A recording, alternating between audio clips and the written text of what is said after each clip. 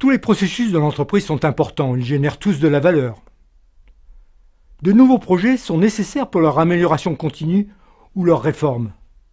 Une année donnée, quel projet favoriser? Où investir en priorité? Sachant que l'entreprise ne peut investir partout, qu'il faut souvent arbitrer entre les demandes, les différents besoins.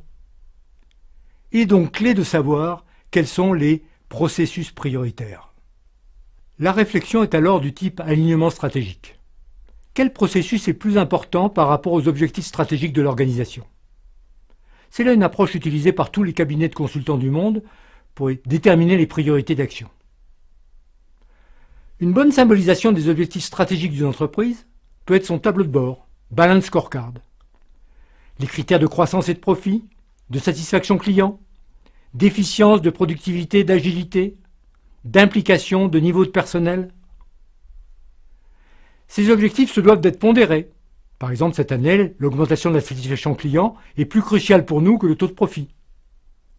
Et mesurés par des indicateurs clés, les fameux KPIs, Key Performance Indicators. On peut bâtir alors une matrice avec sur un axe les objectifs stratégiques et sur un autre axe la liste des processus. En comité de direction, on va alors se poser la question: si mon processus devenait ultra performant, quel serait son effet de levier immédiat sur cet objectif stratégique? On vote alors avec des pondérations simples: 0, rien à voir, 3, effet marquant, 1 et 2, entre les deux.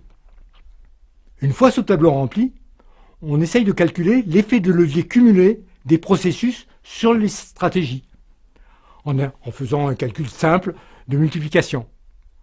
On obtient ainsi le hit parade de l'importance stratégique des processus pour une année donnée. Mais on est peut-être déjà très bon sur certains processus clés, mais assez mauvais sur d'autres. L'importance stratégique n'est pas tout. Il faut aussi s'intéresser à la performance.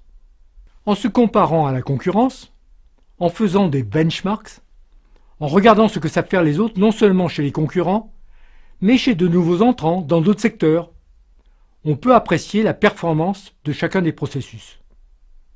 Mes processus clés deviennent alors ceux qui sont à la fois importants et peu performants. En étudiant ensuite les projets, en calculant de la même façon l'effet de levier des projets sur les processus clés, on obtient le classement des projets par importance stratégique. Ce sera un axe clé pour choisir les projets à implémenter, les autres axes étant la rentabilité du projet, bien sûr, sa justification économique, et un autre axe, celui du coût et du risque du projet. On débouche alors sur un portfolio de projets cohérents stratégiquement. Ces mécanismes sont déjà très employés en ce qui concerne les projets informatiques, mais devraient pouvoir s'appliquer à tout type de projet dans l'organisation.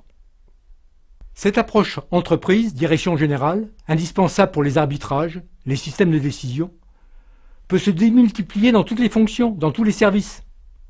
Tout manager a par nature une triple mission: obtenir bien sûr ses résultats, manager ses hommes, et aussi améliorer ses façons de faire, ses processus.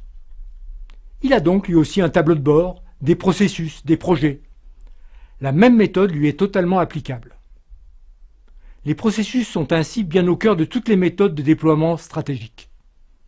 Les prioriser est un des impératifs des organisations modernes.